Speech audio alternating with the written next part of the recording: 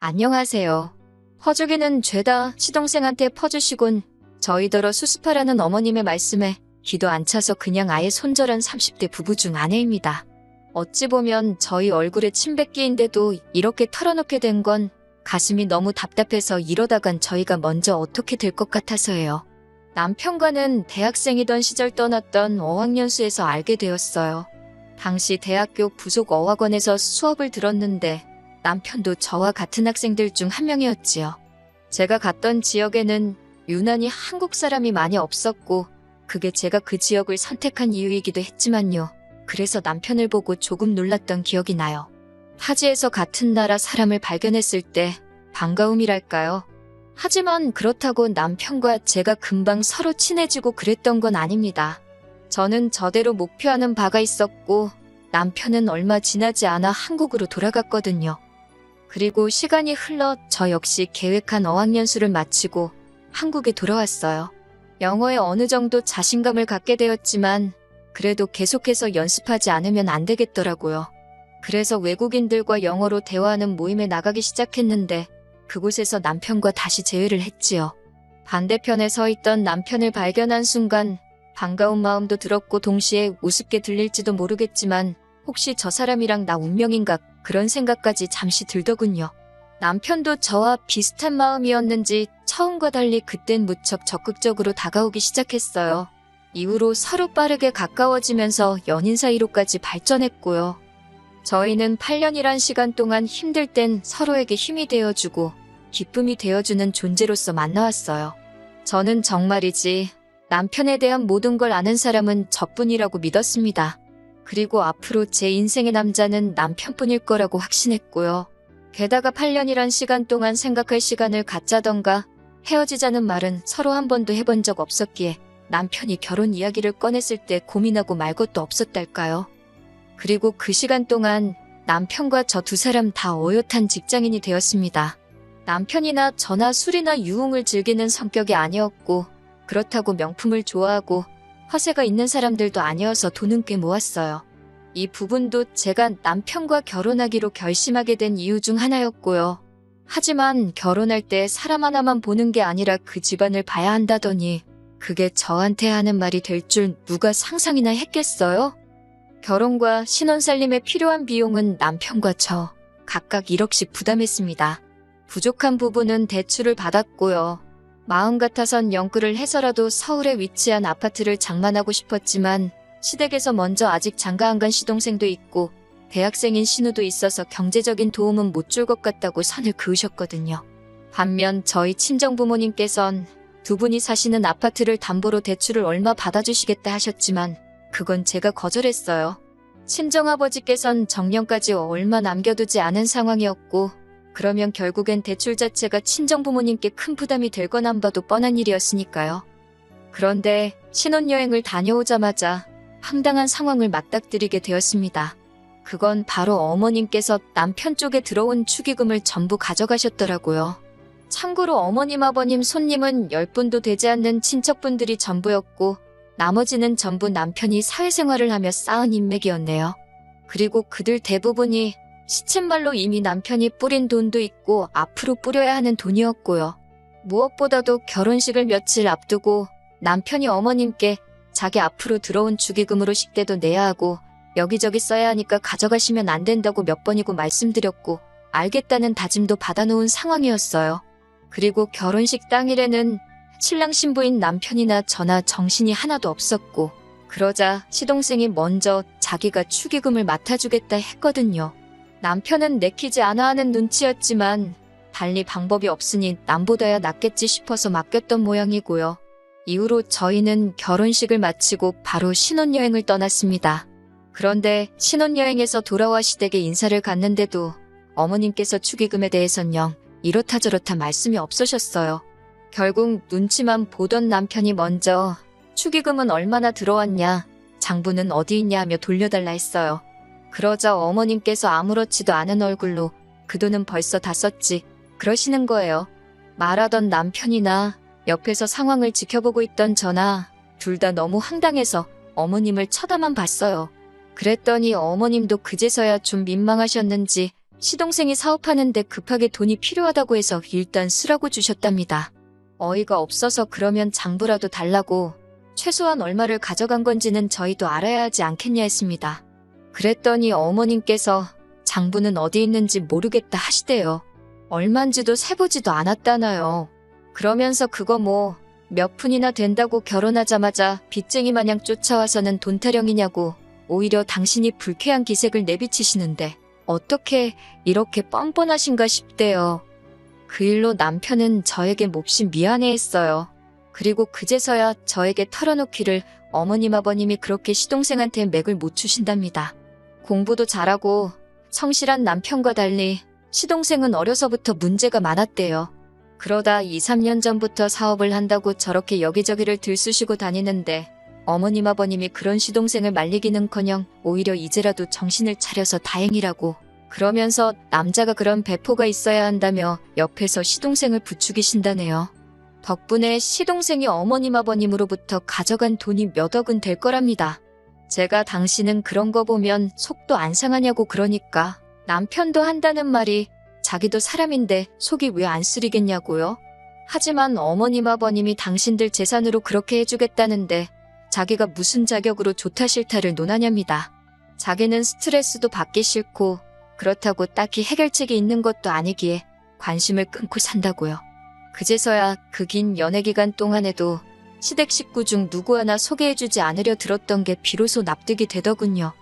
솔직히 축의금 그거 몇백만 원이 많다면 많고 적다면 적은 액수잖아요. 그래서 속은 쓰렸지만 이미 일어난 일을 어쩌겠냐고 스스로 달랬습니다. 하지만 저도 사람인지라 어머님 아버님께는 처음 남편과 결혼하면서 마음먹었던 것처럼 살갑게는 못하겠더라고요. 왜냐하면 결혼한 지 넉 달쯤 되던 시기에 아마 어머님이 실수로 그런 말을 하셨어요. 지금 살고 계신 아파트도 은행거나 마찬가지다. 대출이 너무 많다 그렇게요. 그래서 알고 보니 시동생 사업자금 대주신다고 당신들 사시는 아파트를 담보로 대출을 있는 대로 받으셨더라고요. 대출 상환은 시동생이 하고 있나 싶었지만 굳이 알려고 들지도 않았어요. 알아봤자 머리나 아프지 막말로 제가 갚아드릴 것도 아니었으니까요. 한편 그 사실을 알게 되고 얼마 지나지 않아서부터는 어머님께선 툭하면 전화를 걸어오셔서는 당신 생활을 가지고 한탄을 하시더라고요. 관리비가 너무 나와 못 살겠다. 물가가 너무 올랐다. 하지만 남편 말로는 그래도 아버님이 평생 직장 생활을 하셔서 연금도 나오고 생활이 크게 빠듯할 지경은 아니라고요. 그런데 문제는 그 돈마저 시동생에게 퍼주기 일쑤셨으니 당연히 당신들 삶이 고달플 수밖에 없었지요. 그런데 그런 하소연은 꼭 저희 남편한테 전화를 하셔서 혹은 집으로 불러서 면전에다 대고 하시기 일쑤였습니다. 그럴 때마다 저는 일부러 말귀도 못 알아듣는 눈치 없는 며느리 마냥 그러니까요. 고생이 많으시겠어요 하고 적당히 응수할 뿐이었어요. 그랬더니 작년 초부터는 아예 저희 부부를 앞에 앉혀놓고는 대놓고 생활비를 요구하시대요. 당연히 못 드린다고 했어요.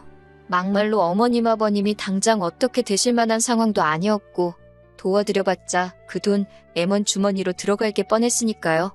게다가 저희는 신혼 초부터 버는 족족이 대출금부터 갚고 있었습니다.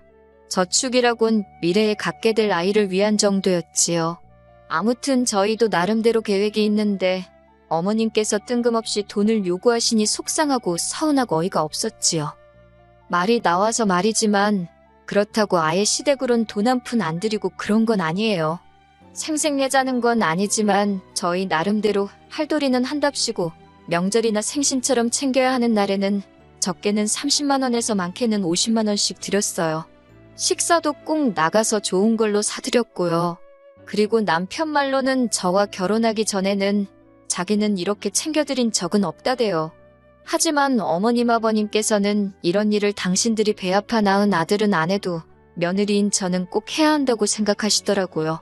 그게 며느리의 도리라면서요.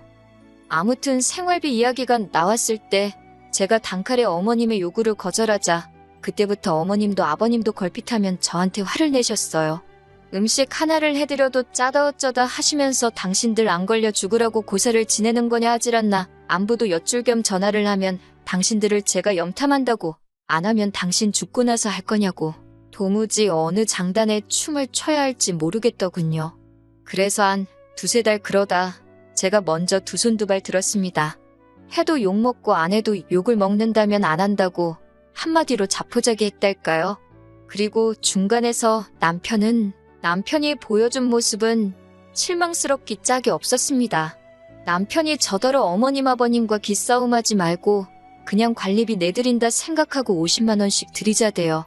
그래서 그렇게 하면 나도 친정부모님께 똑같이 드리겠다니까 그건 좀 아닌 것 같다나요. 저희 친정부모님은 빚도 없으신데 왜 우리가 그걸 내드리냐고 순간 너무 열받아서 제가 어머님 아버님이 나 때문에 빚지셨냐고 소리를 빽 질렀습니다. 돈 가져다 쓰는 사람 따로 개같이 버는 사람 따로냐고 따다다다 쏘아대니 저더러 부모 자식 간에 뭘 그렇게 따지냐고 그래요. 솔직히 제가 저 하나 좋자고 그런 것도 아니었는데 남편한테 그런 소리를 들으니 내가 지금 이게 다 뭐하는 짓인가 싶고 속이 많이 상하더군요. 괜히 결혼했다 싶기도 했고요. 하지만 이후로 다행이라고 해야 할지 어쩐 일로 어머님 아버님도 한동안 저에게 연락을 하지 않으셨어요. 남편도 왜인지 관리비고 뭐고 더는 말을 안 했고요. 덕분에 문득문득 한 번씩 생각나면 우라가 치밀기도 했지만 남편과의 사이도 다시 조금씩 나아졌지요. 그러다 지난해 초겨울이었습니다. 아버님 생신이라서 시댁에 갔어요. 나가서 식사를 하기로 했던지라 달리 음식을 해가고 그러진 않았고 아버님 필요한데 쓰시라고 30만 원 챙기고 케이크 하나 준비했네요. 그렇게 도착한 시댁에는 시동생도 신우도 있었습니다. 하지만 어째서인지 집안 분위기는 좋질 않았지요. 무슨 일이냐 해도 누구 하나 시원하게 말해주는 사람이 없으니 제가 불청객인가 싶어서 그냥 가야겠다 싶대요. 그런데 그때 어머님께서 저희 부부더러 할 말이 있다며 저희 따로 부르셨어요. 그리고 어머님이 하시는 말씀이 어처구니가 없더라고요.